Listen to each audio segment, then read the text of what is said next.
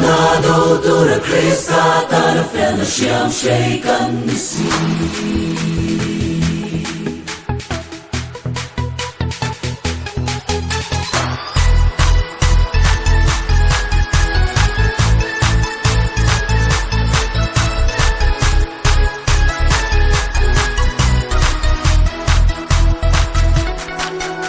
Kan vang lai ni te hi arei do love.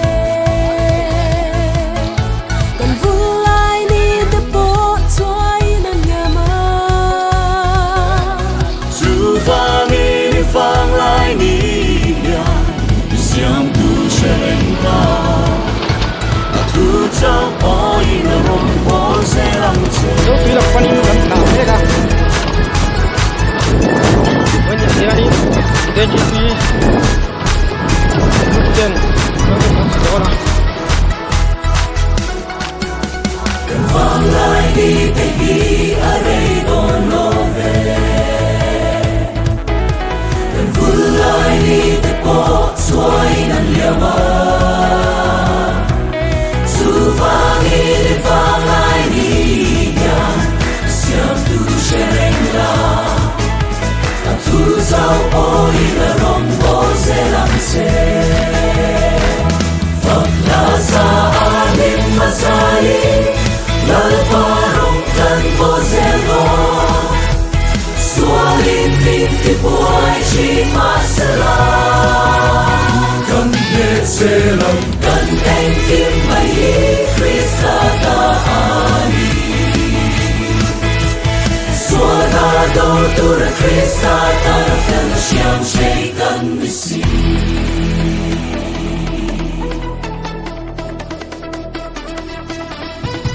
Some of the kalang o Christian shalai ni ma shuai tu lal pa ani suado tu ring in pe ro lal pan amang dutse.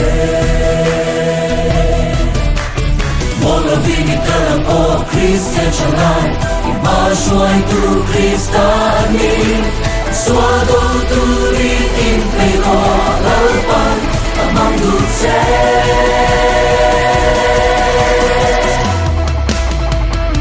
Phật na sa anim masai lalparong kan bo zero suarin min ti boy chi masala. Selam kan en kim mai Krista ta ani suana doutora Krista ta na fellowship shaken the sea.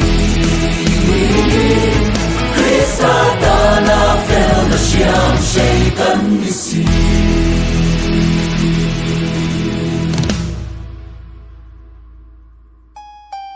Tu na hayan hey, tu trong một chỗ đó tu lên, làm cái sự làm cái này à, hey, kalai rồi, lên làm cái sự in, nó dual này tu không phải tu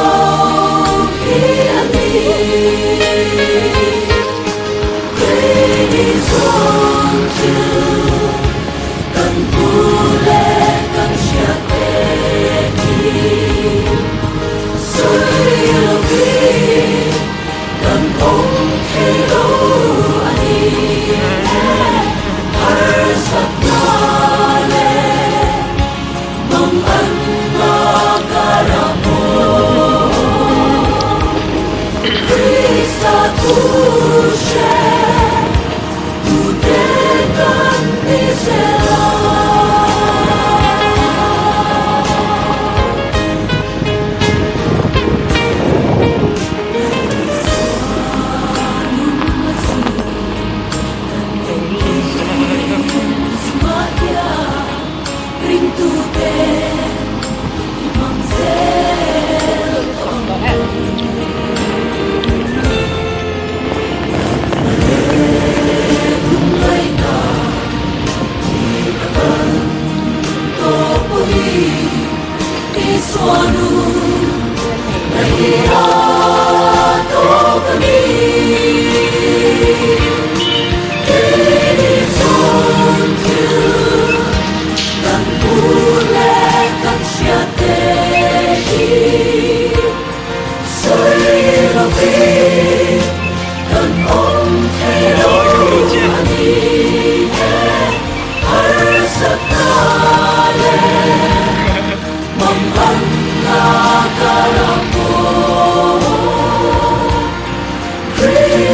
tu she tu te kan ni se